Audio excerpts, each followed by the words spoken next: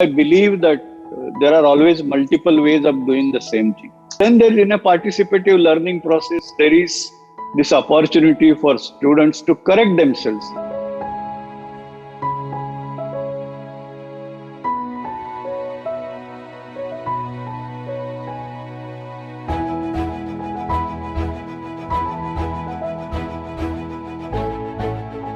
Namaste and welcome to this episode of Sarga Samvad from Agastya.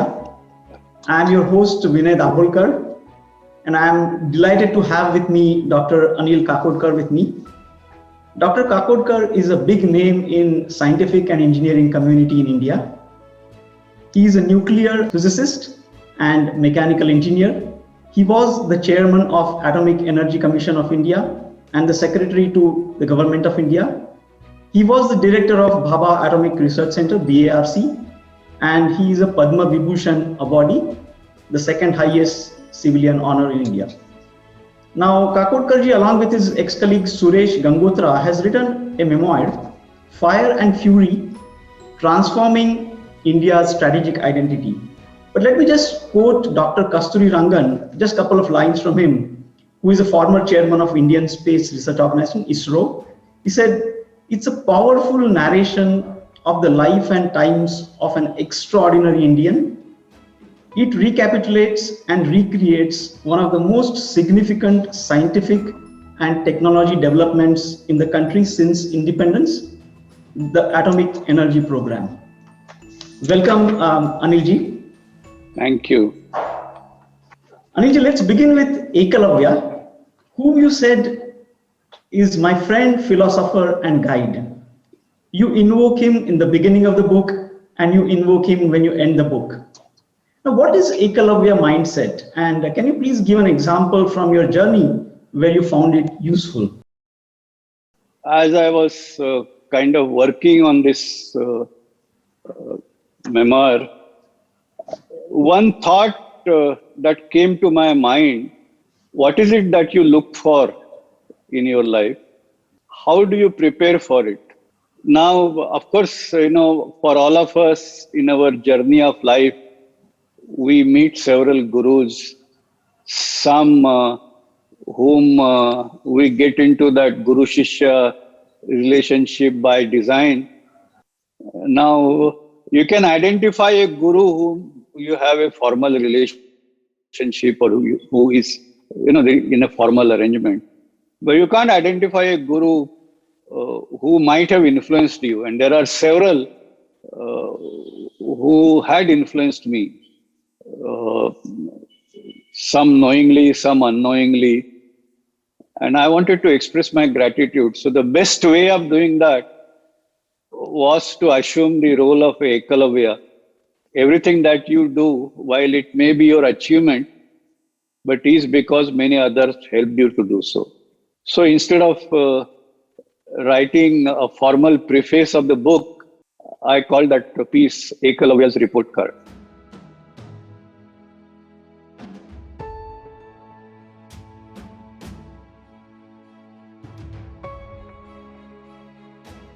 Yeah, that's nice. So in which case, maybe is it possible to take one such guru who influenced you and tell us a little bit a story as to how knowingly or unknowingly this person might have influenced you in a big way? I had my schooling in Madhya Pradesh. And after matriculation, I moved to Mumbai for higher education. Now, so obviously I had to seek admission in the first year of college. Now, it so happens that Mumbai admissions to college begin as soon as the SSLC results get declared. And that happens several days or weeks ahead of the results that get declared in Madhya Pradesh, at least in those times. So I was in a situation where I had no kind of evidence that I have passed matriculation. And in Mumbai, the college seats were getting filled very rapidly because SSLC results were already declared. So I went to the vice principal of Ruparel College, Professor Bhide, and expressed to him my difficulty. He just asked me what kind of marks you will get, which I said, well, I cannot tell you how because I don't have the results. Then he asked, will you get a first class? So I told him that, yes, I'm sure I'll get a first class. And he said, okay, tomorrow you come to college. I'll give you provisional admission and throw you out if you don't get a first class. I said, deal. Now, the point is, there is, of course, a rule. No, you can't admit somebody without a certificate. But here was somebody who gave me provisional admission and gave me, I mean, look, all rules were followed eventually. But it is that mentoring step. It saved one full year for me. And so, like that, there are many stories, but I think one is enough. What kept you going day after day, year after year, for so many decades with such a creative zeal? When I passed out engineering college, the question is now what to do. Now, all the bright students were going abroad to foreign universities for higher studies. Now, it was impossible for me to do so. Our family condition, was so bad. We had tremendous economic stress in the family. So I had to get into a job, come what may. That I could study so far was itself a miracle. And there was no way I could continue my studies. So the question is what job to take? Now, in those days, the job situation was very good. In the sense, we used to get letters from companies saying that we have understood that you have appeared for Bachelor of Engineering or Mechanical Engineering exam, and we have positions for such people. This is what we do, and if you are interested, here is a form attached. You please fill in that form and send it to us. Then we'll, continue the further process, interview and all, and go from there. And I had a full file of such letters. So that was the job market, so favorable. But all positions were either in what is known as industrial engineering, time study, motion study, and the like, or in marketing. At that time, it was called sales, direct sales, or such. So I found everything is very repeated. And even it comes to design, those design works were involved in translating drawings from an original design from a technology provider to something which can be passed on to the shop floor or to other people. So it was actually copying rather than doing it. And this was not very attractive to me. And so I kind of was completely sort of, in fact, completely distressed. I didn't know what to do. And at that time, I didn't know what research is, even though I had passed out Bachelor of Engineering and do. But I quite didn't know what research is. I only had defined to myself that I will not get into a job where there is a repetitive activity. And I'll get into a job where I'll get a chance to do new things every day. That was the concept. And then I kept on asking many people, and they told me that if you get into research, and in Bombay you have BARC, and if you get into BARC, high chance that you will get into research. And if you get into the research, then you will meet your requirement of not required to do the same job again and again. And that is how I ended up in BARC. And I'm happy that I'm doing that because since then I have not done any repetitive job. Every day I had done something new, and that I continue doing even till today, even after I have retired. Yeah. There is something new to do. There are so many new challenges so you can do. And if you are doing something new, there is that joy, you get a joy of some new contribution. Yeah. And if you get a joy in doing something, then you can go on and on. Yeah. It will never tire you out.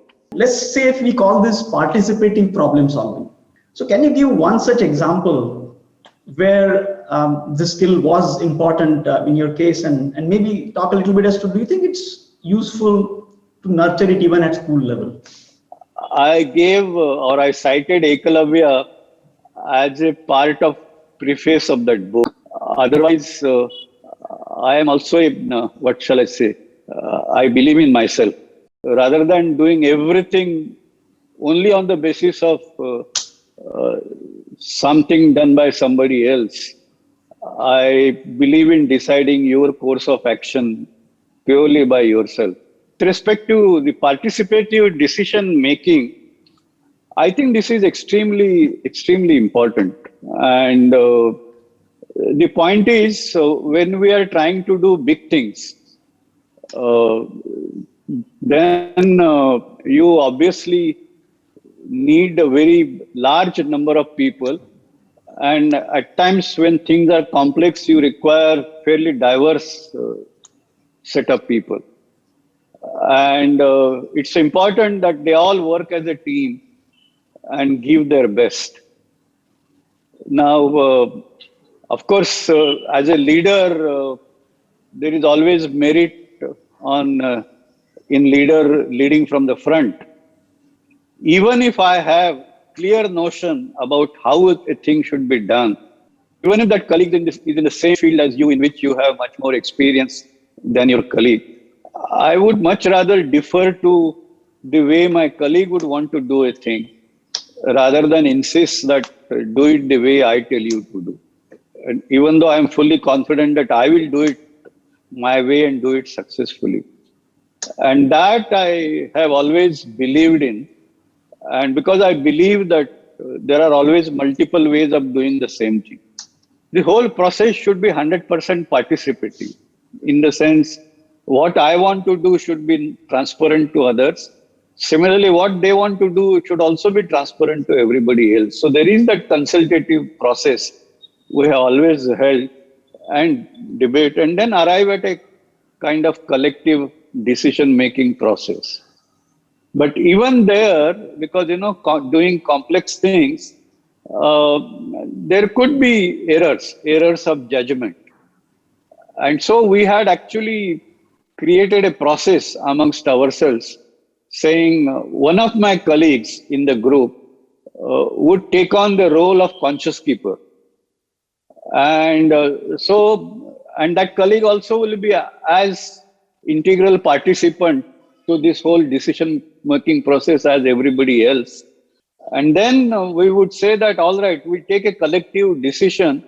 And once the decision is taken, then everybody will fall in line because we have taken a collective decision. Except the fact that the person who is identified or given the role of conscious keeper, he has to go into a deep thought about what are the pros, cons, what are the risk perceptions, what are the, is there kind of something which could be missing, and so on and so forth. And if that person notices the need for a review, he can come back after 24 hours and say that, no, we took that decision yesterday, but I want it to be reviewed. And then that person, along with everybody else, will again review. And after that, of course, we could modify that decision, but we could also say that, no, what we decided is right. And even if there is a disagreement after that, then we said, well, that is final. Then I become the boss and everybody should follow. So it has worked extremely well. And I think we have been pretty successful in doing very complex, first of kind projects, first time right, without any mistake. So that's the power of participative decision making. In the school level or translating same at that level, there is a lot of merit to what is known as the constructivist education, as we all know. And now the construct depends on the experiences individual has gone through. When you are in a peer-to-peer learning process, I think there is always that exchange between or amongst the students as to what they think is the right answer to a question before us. And also there could be a debate as to why they think that whatever answer an individual student has come forward with, he or she thinks is the right answer. And then there, in a participative learning process, there is this opportunity for students to correct themselves. And this is a this is a part of that learning process, peer-to-peer learning process, particularly in a, so that you get collective benefit of the experiences that all students have gone through. And every child, then you construct their own learning. I think that mode becomes extremely important in the sense you develop ability to kind of reason with yourself to come to an answer. At the same time, you have enough openness to look at solutions being proposed by others and correct yourself if the need be, and also be empowered with arguments to convince others why your solution is better. That is the case. Why do you think people work in silos, and what do you think can be done about it? No, I think this is one of the most important and crucial issues. And I would say India's development, crucial issues for India's development. I think this by and large, it's a human psychology. Humans tend to group themselves. We call it like-minded, you call it common interests or something like that. But on various pretexts, humans tend to, clustering is a common natural phenomena. So it takes place all over the world in the entire humanity. Well, for that matter, even in animal kingdom, to some extent, this takes place. So I think that is a natural thing. But what really happens is over a period of time, if our ecosystem in which we work is not healthy, and there are this kind of individual preferences and individual likes or dislikes for people around us, they dominate not on the basis of individual capability or professional capability or the capability in the given sphere that we are looking for, but because he is close to me or because I am known to him or because similar factors. Then you invariably tend to create, and in the process, many times not so competent people get in. And when you get in incompetent people, then, it actually breeds more and more, because somebody is incompetent, he is actually, he will be more comfortable in doing something which the way it has been happening in past, and not to indulge in new ideas or new strategies, because there may be risks. And if I'm not very competent, I won't like to take that risk. And with that, this problem of silo mentality, it actually grows, and then that is very bad. So there is a natural part to that, which I think will always happen. But when it comes to group working, there must be that commitment to excellence and recognition at the workplace or learning place purely on the basis of excellence in that sphere. And that can come only if we can give up silo mentalities. Can you give, let's say, at a school or college level, is there an example of one or two important problems that comes to your mind could be maybe by design involve multiple disciplines together? Just as an example. Yes. For example, let us say, in fact, some of the issues which are in a kind of massive debate currently, take the case of environment, or take the case of pandemic, which we have recently gone through. Now, you look at, supposing we talk about environment. Now, one is awareness of environment, and that we teach in the sense there is a requirement that our curriculum must contain that content. But if you want to go beyond in the sense, can we think of what is known as circular economy? One of the key to overcoming these problems is to move towards the circular economy. And circular economy means everything that we categorize as waste, you should be able to convert it in value. I think it's important that at the school and early college stage, we should create a thinking ability among children, among students, to challenge that and say that, well, I must create circular economy in everything.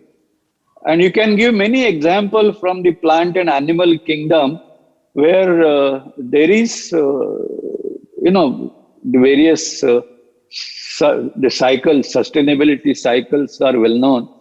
So on the basis of that, can we organize ourselves, including the production activity, wealth generation activity? And that's why it's important to distinguish between wealth generation activity and value generation activity. Sure. And while the science of doing so to develop technologies for circular economy may be a subject of at the higher education level, which also we are not giving adequate attention, which we should. But at the early school level or even the early college level, we should create that ability to challenge this past and say, no, we can do things differently. And that is, I think, very important. Why does India need nuclear energy, do you think? And do you think it has any harmful effects? To a question whether it has any harmful effects, I would say answer is yes. Yeah. But I would also say that if you ask me, tell me something which has no harmful effects, Yeah. I will say it will be very difficult to find such a thing. Yeah. So there is nothing in this world which is all good, and there is nothing in this world which is all harmful. Yeah. Okay, and in fact, it is very much related to what we were talking earlier. Yes. So it is the development of human mind, and that is where the right education must focus on. That decides what is harmful and what is not harmful. And to stress that point, let me straight away begin with nuclear weapons. Now, many people have described nuclear weapons as weapons of peace. All right. Now, so the point is nuclear weapons of deterrence. And now, if you ask me again whether weapons are all good or all bad, I can't give you an answer. There is a good, there is a bad. But whether deterrence is necessary, I would say deterrence is necessary. In this real life world, if you say that you will be able to live without deterrence, that is only theoretical. That's an ideal situation which must strive to realize. But we are not there yet. And while we must move in that direction, it's going to take quite some time. So deterrents are necessary. The deterrent is, for example, we are all familiar with our family lifestyles. And there are many families, at least in past, where the father would be a deterrent in the family. Today, of course, things have changed and there will be father would be a friend. Now, the question is that deterrence is a benign deterrence. He ultimately, he's doing this for the good of family in his own perspective, which may be wrong. But now, if by way of holding deterrence, you are able to kind of move in the right direction, or in this sense we are talking about, if you are able to maintain world peace, at least in terms of bigger wars, and not, of course, disturbance of different kinds do take place, then I would say deterrence has done its job. But if these weapons have to be used the way it was done in Hiroshima and Nagasaki, then of course it is very bad. But that would mean that deterrence has failed. And I think the ingenuity of human mind lies in the fact that we cannot allow deterrence to fail. Just like father becoming a deterrent in the family and from that transforming to a friend should not mean that children now feel that everything is free for themselves and no discipline, nothing, and result to all kinds of wrong things because there is no deterrence. Now that's the transition we need to look at. So that much about harm of nuclear energy. Do you think Department of Atomic Energy was particularly successful in creating good leaders? Well, I think that really you can trace it back to legacy of Dr. Bhabha. Okay. He created institutions after institutions. We all know that. Now, while designing the organization of Department of Atomic Energy, he had given a deep thought, as I see, and some of the elements of that organizational process which he had set up are the following, and that is what I think has made it into a successful organization. But at that time, an induction orientation program where you recruit people not on the basis of a given job requirement, but on the basis of innate abilities that individuals possess. And what was those abilities? It was not what you know, but it was whether you have the ability to kind of rationally think, argue. And so in the interviews for recruitment to trainee school, it's a discussion. It may be discussion, it will go on for half an hour, 45 minutes with every individual. And there, if you don't remember something, it had very little value. It didn't matter. But if you could argue and move on a logical path, that was most valuable. So that was the basis of selection. He said, I will recruit everybody who is above threshold on this criteria of selection, regardless of what I want to do with them. And I will not dilute my standards. So I will not compromise because there are too few people are available. But at the same time, if there are somebody more than what I want to recruit, but I find that person is extraordinary on that criteria, that person would be recruited. So this is the first thing. The second thing is, in fact, in our batch, when I was in training school, and Dr. Bhabha used to come to training school, particularly in the hostel in the evenings, and join us for a dinner. And we used to have discussion or chit chat on dinner table. So in our batch, I remember we asked him, particularly this was the concern of engineering trainees. We asked him that, look, we are engineers. We believe in, you have to show us the projects which you want to implement or identify the tasks you want to do. And then but we don't see so much of work here. We had very little concept about research, as I told you. So why have you recruited all of us? What are you going to do with all of us? And the reply he gave was very, very revealing. He said, we are here to build atomic energy program. An atomic energy program will have to be built on development of technology. So you require scientists, but you also require engineers. Now, what you have to do, what you have to build is a matter of research and development. And you find out what you want to do. I have not stopped you I have not told you that you don't do this, you don't do that. Full freedom to you. Decide what you do and do. I will support you. Find out what is required to be done and do. I will support you. Don't worry about the expenditure that we incur in your training or early working in atomic energy. On the basis of your research, if any one of you earn a Nobel Prize for the country, I would consider all my investment paid over several times. So don't worry about that. But in the least, if you want to go to universities and continue teaching and research, engaging with new generation and research there if you don't like the work here.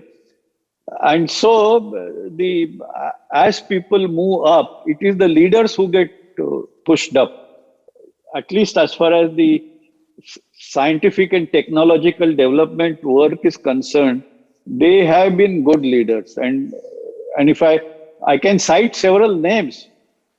For example, the Dr. Arunachalam went to DRDO. He was an atomic energy person from training school.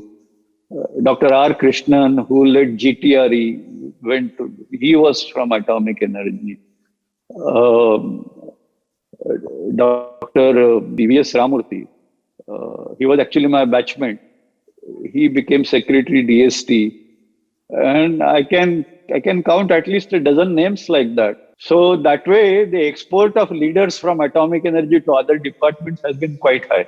You've been talking about this concept of sillage. Sillage is an innovation ecosystem in the context of villages. So that's why best of city and best of village make a sillage, or a knowledge bridge between city and village make a sillage. But knowledge is the key component of sillage.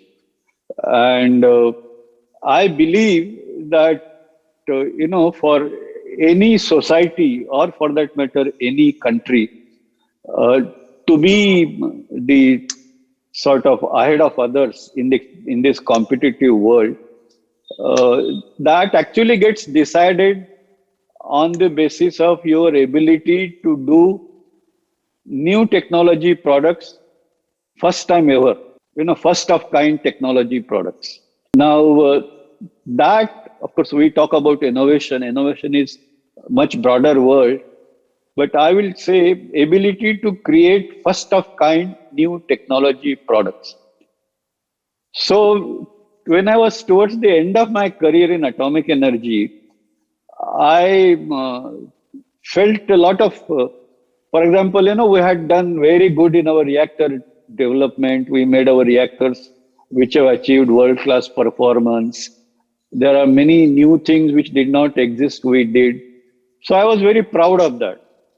But the question is, what next? And then I found that every development that we have done, so important, so crucial for the country, but it is actually patterned on something which already existed. We might have done it ourselves, we might have done it differently, all that, and certainly things to be proud of. But it was patterned on something which existed. Now, are India's problems such that they can be solved by technology which has been developed by others? And the answer to that question is no. Then how do we do things which are first time ever? And then I started looking around in the larger academic scientific world, that what is our ability to develop technology product first time ever, or first of kind technologies. And then I found that our ability is very little. It's improving, it's certainly improving, but it is not comparable with countries which are known as technology superpower. And we must be able to do that. Now, to be able to do that, I came to the conclusion that it is that same silo mentality which we discussed earlier is the culprit. And so, unless we create an education system which is truly multidisciplinary research oriented, we will not be able to achieve that.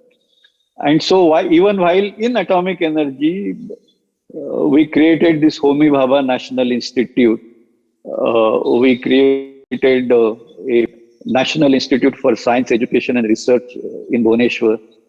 We created a DAE Mumbai University Center of Excellence in Basic Sciences here in Mumbai University, Kalina campus.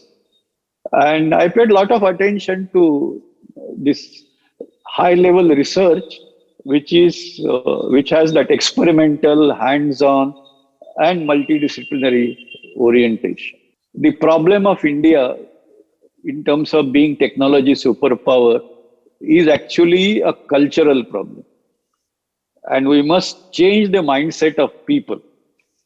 And so I started taking greater and greater interest in education. Then when I started looking about India's development as a whole, then I found that our education is actually catering to maybe one third or less than half the population of our country. Now, while there are issues there and we must attend to them, and all these issues about technology development, even within this set, is extremely important. But what about more than 50% population which lives in villages? And then I noticed there is a huge divide. In the city also there is a divide, but there is this huge divide between city and villages. And India cannot become big unless we empower Villages. the people or the young people in villages and bridge that divide. Now, why cities are growing and people are coming from villages to city? Because there is a opportunity differential. The aspiration of people drives them to city because they'll get better opportunities. Now, why is that? Because there are opportunities, in terms of economy. We have agriculture sector, industry sector, service sector. Now, traditionally, agriculture sector means whatever happens in villages, and industry sector and service sector is whatever it happens in cities. So there are greater opportunities here because they are the larger, almost 70-80% of GDP is in industry and service sector. So no wonder our villages are moving backward and backward. On the other hand, in knowledge era, you see knowledge technologies, they promote decentralization and promote democratization.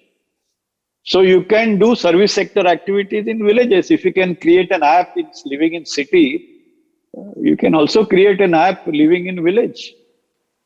If you empower the village boy or girl, they will also create that app. So if the children in both sides are equally empowered through education, then service sector will get maybe twice the boost from villages than what is possible in city. And this is easily possible by bringing knowledge. Service sector doesn't require too much of investment. Same thing is true about industry. Manufacturing is now possible in a decentralized mode. So villages can participate in economy. So I have reached this conclusion that in the knowledge era, in a true sense, the opportunities in villages inherently are more than opportunities in cities. It's only this artificial construct that exists now, which says that go to cities. I think I would say go to villages and create more opportunities there. If not today, tomorrow, that is bound to be a reality. So if you create an ecosystem where ultimately there is potential for villagers to evolve their own technology. If I have in the field, I want a robotic product to do a particular job to suit a particular cropping issue, why can't that job evolve, or why can't that robo evolve in villages? So somewhere there may be a demonstration center. For example, we have several Krishi Vigyan Kendras where there is an exposure, of course, technology practices. There could be also similar demonstration center for other aspects of technology. So it is unthinkable to me that you get some technology, some tractor or some plow from somewhere, start using it and say that that will be used for next 100 years. Not possible, because there will be other competitive things happening elsewhere. So that is why that ecosystem is very important.